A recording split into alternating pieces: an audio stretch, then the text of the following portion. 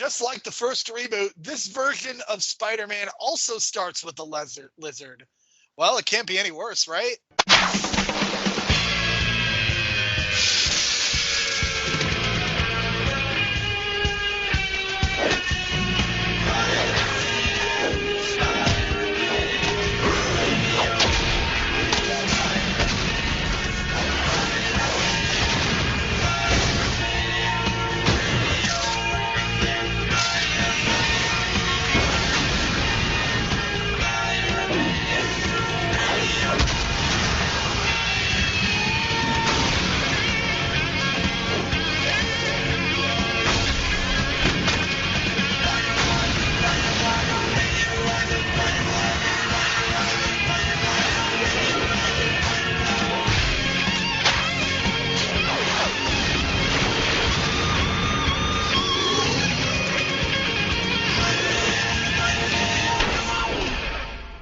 This is the Superhero Pantheon. Now on this podcast, we will take 2 episodes of the Fox Kids version of Spider-Man that aired in the mid-1990s and discuss / review those episodes. This is not for Pantheon eligibility, but it is a fun side project. My name is Jerome Cuson. You can find me on Twitter at JeromeC1985.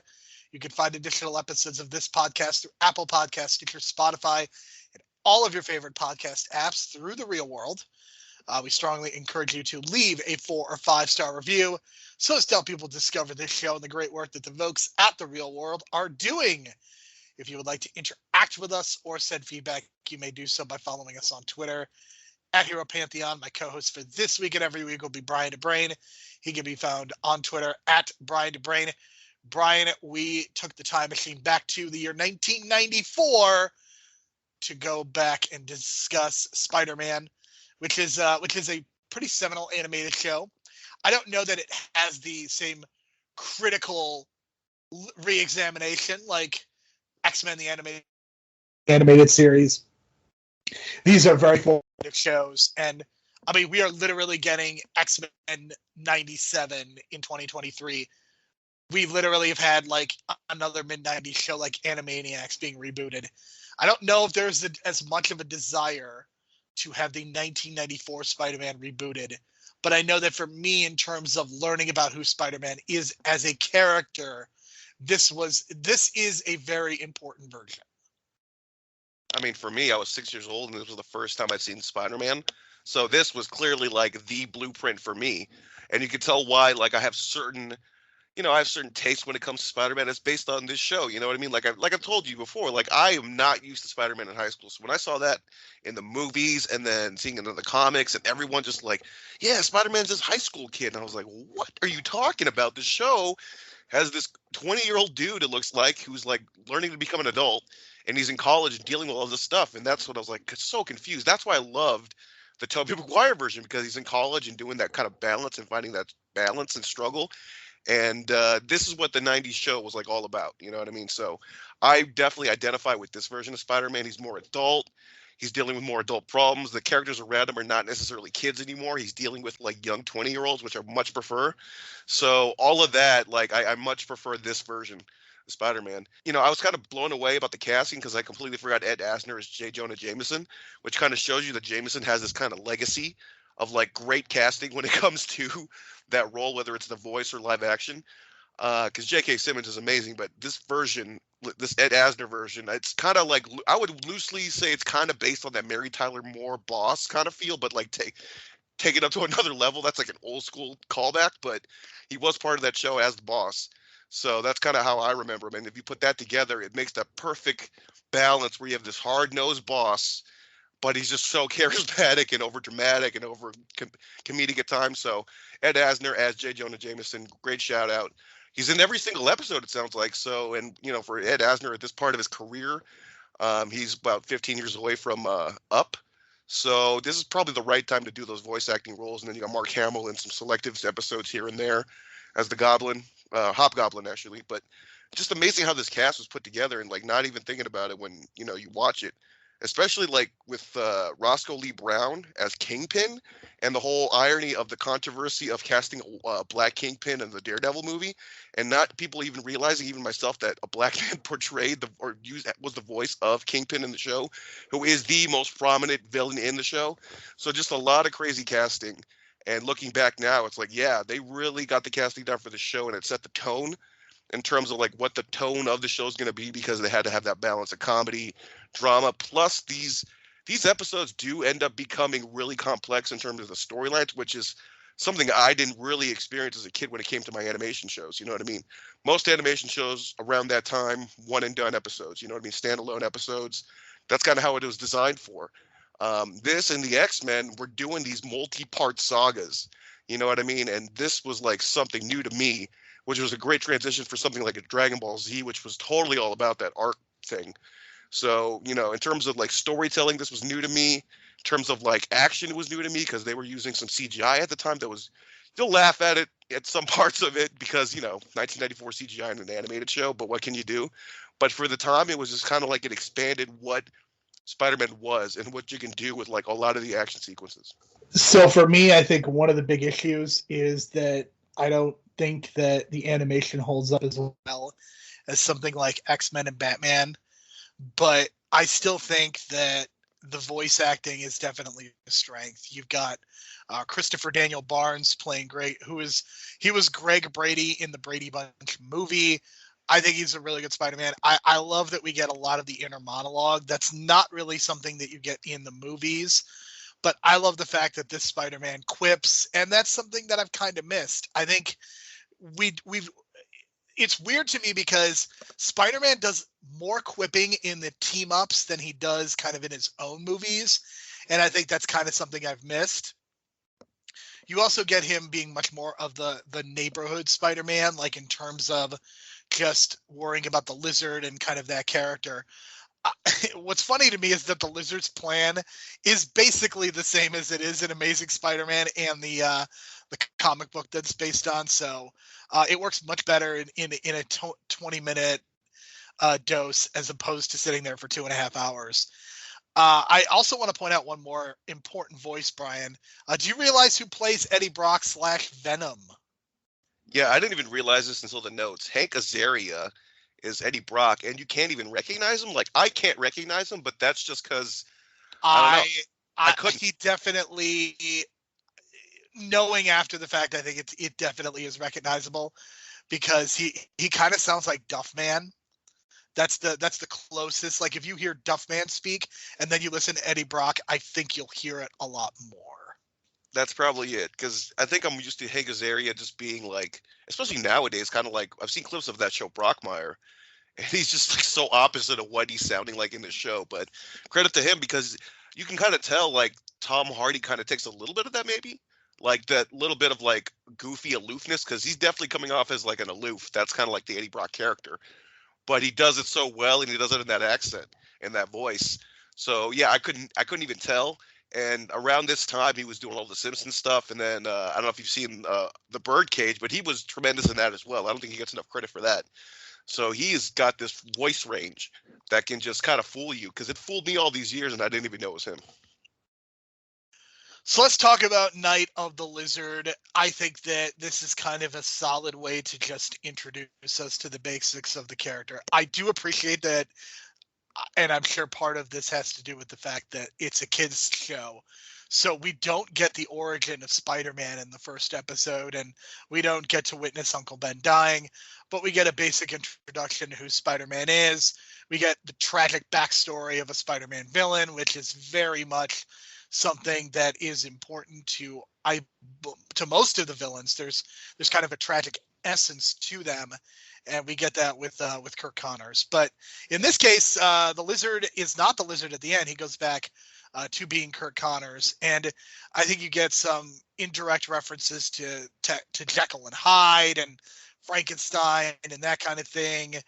The idea is that he's trying to grow his arm back, but he inadvertently turns himself into the Lizard, and there's kind of a heavy focus on just how that character kind of manifests, and Spider-Man trying to save him. And at one point, we get Spider-Man in the sewer Sewer, referencing numerous Marvel characters, but funny enough, not mentioning the X-Men, even though the X-Men are going to play a small role in this show a little bit later on. And it's pretty amusing. Ed Asner as J. Jonah Jameson. You get Aunt May struggling with bills, which is pretty typical for the character. I think in terms of just kind of introducing us to the character of Spider-Man, I think this episode is pretty solid. What's interesting to me, though, Brian, is no Mary Jane Watson at all, not even mentioned. Yeah, this felt like it needed to be a two-parter for me personally because I do like the Lizard character, this interpretation of it. They just kind of rush through that backstory because we never get to see, like Peter mentions it in the voiceover, like it was his teacher, and that he has this relationship with him, but we never get to see that, and it felt like this needed to be a two-parter. Because I mean, they've done two-parters and eight-parters in this series down the line, so this one kind of felt kind of rushed, but it was only because of this kind of like the pilot, so they kind of can't really. They kind of wanted to set the table immediately, so I get that. Because like by the second half of the episode, you get all this backstory on the Lizard, and that's like, oh, there's the tragic backstory. First half, you don't really know who it could be because they don't really like set it up to have this relationship. They mentioned Connors as this doctor, and then it was like, oh, that's my professor from college, and that's how they connect the dots. So solid effort, you know what I mean? It just obviously Amazing Spider-Man took a lot from this.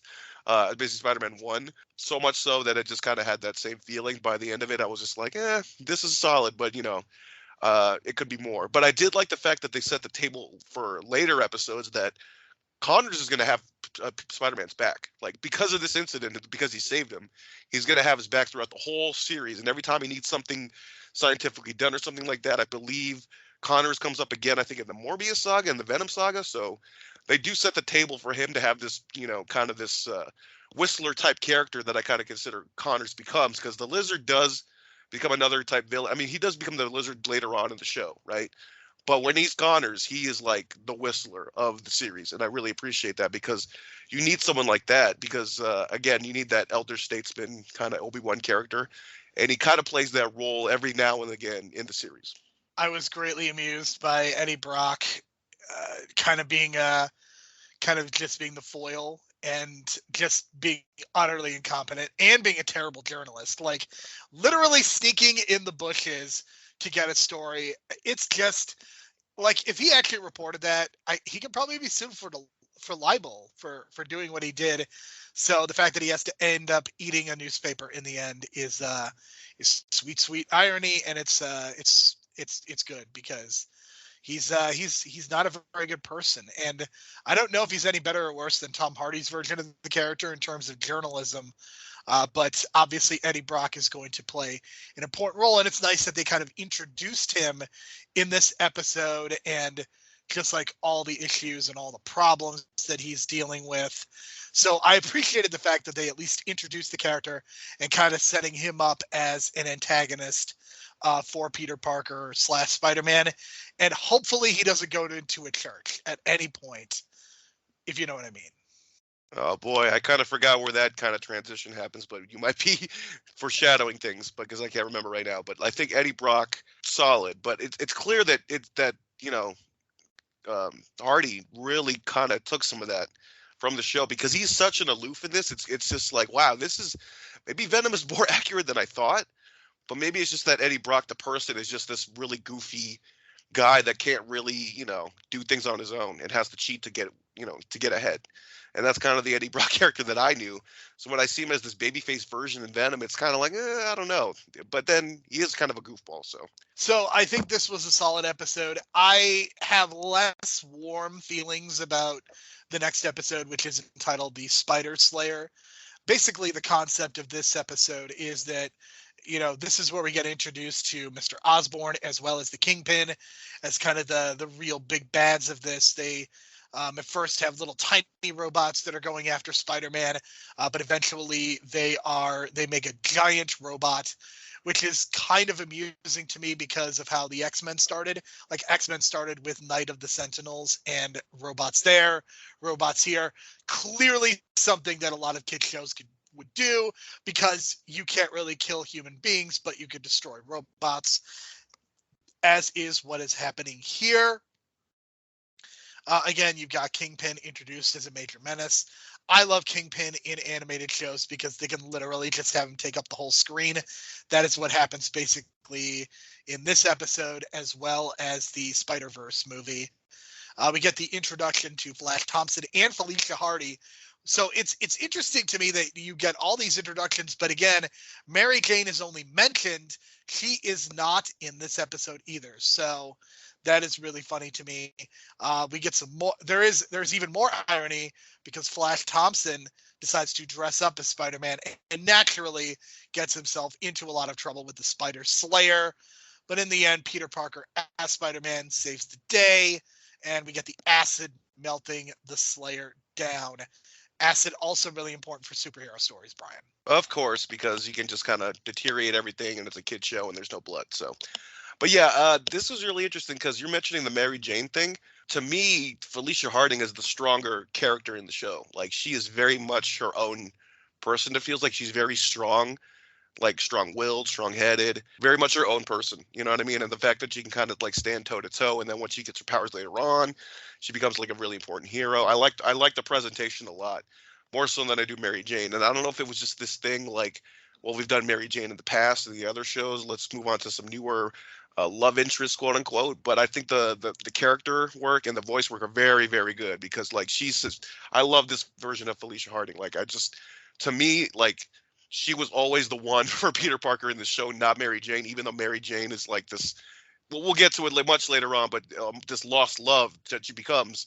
But I feel like Felicia Hardy was the one for Peter because they were very much on the same level and they could stand toe to toe to one another. But yeah, this episode is like sets the table again for the whole network of the Kingpin, because this is where it gets really like more than a kid's show, because you have this whole network of who's underneath the Kingpin and they kind of show it. It's like you got Smythe and his father working for Norman Osborn, and Norman Osborn is working for Kingpin. So you see how the network and the structure kind of starts showing itself, and how Spider-Man has got to go through all these levels of bad guys just to get to Kingpin eventually, which they kind of set up. So I like the way that they kind of set everything up, and they make Kingpin this master manipulator.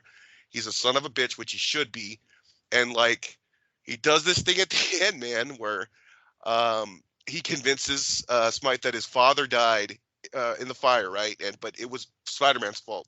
And I think they reveal in the next couple episodes that it was Kingpin. So he was just, again, this is the Kingpin that we see in the show now in Hawkeye. We saw Daredevil. He's pulling the strings, and that's what I like about Kingpin in this interpretation. And you talk about him filling up the screen in that white coat. Just unbelievable stuff in terms of the way that they drew him and the way that the character is portrayed, larger than life. And this, you get a taste of it.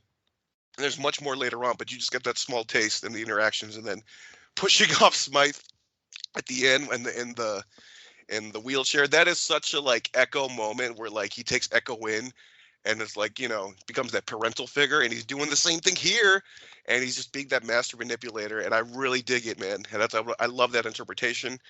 And we get to see hints of Norman Osborn starting to crack a little bit under the pressure of Kingpin, because he's not necessarily, I mean, he has his own company, but the Kingpin mentions, if you fail, I'm going to own your company, so either way I win, that kind of thing. So there's a lot of pressure on Norman Osborn, and right off the bat, and you can see that he's going to crack real soon.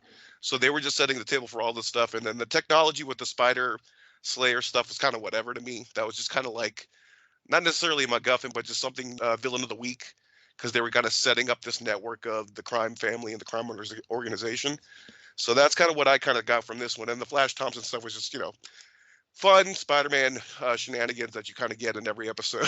And yeah, that was pretty funny. The way that the voice actor was just like, at the end of the episode, save me, Spider-Man, and he's dressed up as Spider-Man, and it's just so freaking ironic, and it's great because the way that his voice sounds, it sounds like he's such a weenie. You know what I mean? And Spider-Man's just like kicking ass, and it's like, dude, you should not have dressed up in that suit. Certainly not. And it's kind of almost a sitcom trope that he would do that. Like, of course, the guy who's going to dress up as Spider-Man is just going to happen to have to deal with these robots. Like, of course, that's what they're going to do. And I'm not going to lie, seeing Kingpin in this episode, and of course, I'm making connections to what's currently going on now, but with Tom Holland potentially going back a little bit and becoming a neighborhood Spider-Man, I think bringing Kingpin into this universe, it's perfect timing, because Kingpin is the perfect villain to have. Like, he's a menace, he is a threat, but like he's not Thanos. He's not the goofier elements of like the Sam Raimi villains, and he's not as crappy as Electro was from Amazing Spider-Man. So I think having Kingpin introduced into the MCU, it's obviously going to play a role in with Echo, possibly Daredevil, but I'm really excited to now potentially see him in Spider-Man and see how that all interacts, because I think Tom Holland and Vincent D'Onofrio having scenes together would be pretty fantastic, because they just bring two completely different energies to the screen. And yeah, I think Kingpin is such an important villain in the Spider-Man universe, and we haven't really seen him. I really hope that that's something that we see in the next movie, because I think it'll really freshen things up.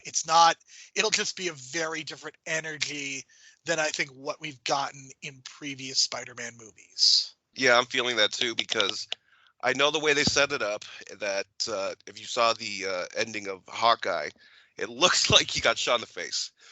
Based on what I've read from some of the comics and what's going on, like, he's supposed to be blind. I guess you could do a blind Kingpin for a little bit, maybe give him just one eye, an eye patch gimmick, and then maybe get healed or whatever, and then you do it. Or maybe you just do Tom Holland Spider-Man versus Kingpin with one eye, and that'd be kind of even more badass and unique, because even Vincent D'Onofrio with an eye patch as Kingpin just makes it even more menacing, probably. So we'll see what happens, but yeah, I really was. This was a good episode to kind of set the table, like I mentioned. And then what I liked about the ending, this is a total Spider-Man Peter Parker moment, like such a moment of what the character is. He comes back to the party after all the shenanigans, right? He finds Felicia Harding, and he's like, "Peter, you're such a coward. Instead of like helping people, you just ran away." And she just walks off. And little does she know, of course, that he's Spider-Man. But that's such a Spider-Man Peter Parker moment, to get shit on by the girl you wanted to date, and you didn't have a chance to save her, only to get, because you're saving other people, and then she thinks you're a piece of shit because you didn't save anyone, or she thinks you didn't save anyone. That's such a Spider-Man Peter Parker thing to do. I love that, and that's kind of one of those recurring things. And that's what I kind of loved about Homecoming. In Homecoming at the end at the prom or whatever, not the prom, but Homecoming dance, and he just bails on her. Like, that's such a Peter Parker thing to do, and he did it here, so no surprise. So yeah, I think this episode is good in terms of table setting. I'm not sure how well it holds up on its own, but I think if we go back and talk about this episode, maybe we'll be able to see kind of how it all connects, because yeah, there's definitely some continuity. There's definitely going to be different sagas and different parts, just like the X-Men.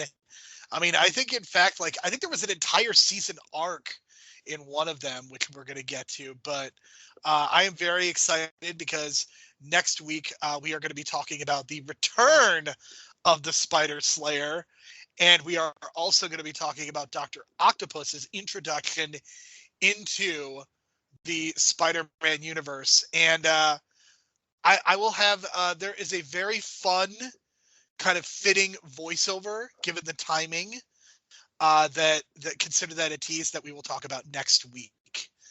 Given some recent events, we'll be discussing a very prominent voice, especially in episode 4. And that's a tease for to come, because I can't even think of it right now, because again, some of these castings on some of these animated shows, you kind of just don't even look at them and just like, holy shit, he was the voice.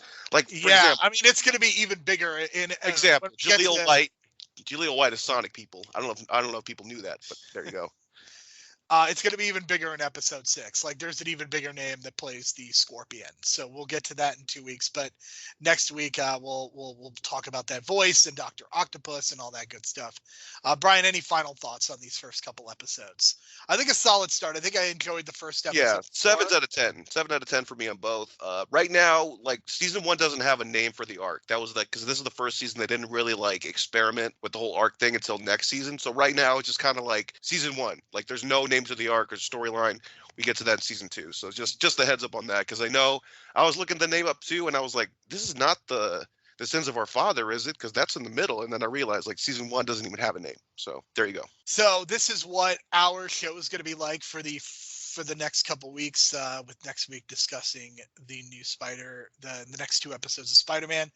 But of course, you can go back and listen to our episodes where we discussed putting people into the pantheon, various writers, directors, composers. We also did our favorite action scenes recently, so go back into the archives, and maybe in a few weeks we will be able to discuss Peacemaker. I'm convincing Brian that this is a show that is worth discussing and reviewing. So we'll see if I'm successful, because Brian is very skeptical, but based on what I've seen of the show so far, I think it's a lot of fun and worth discussing. James Gunn has directed 7 of the 9 episodes, so it's legit. It's not like he wrote and directed the first 2 episodes and then it's piecing out. Like, this is legit. Piecing out, pun not intended. It feels like this was a summer camp project because it was all filmed last summer. So, yeah, thank God he had that extra time, because now he's just focusing on Marvel stuff. But that extra 3 months gave you this show. So there you go. And he did it on the fly. Literally, like, probably just guerrilla camera work. So there you go. Alrighty. So for Brian, my name is Jerome. Thank you so much for listening. We will talk to you again next week. I'm so glad the lizard was not naked.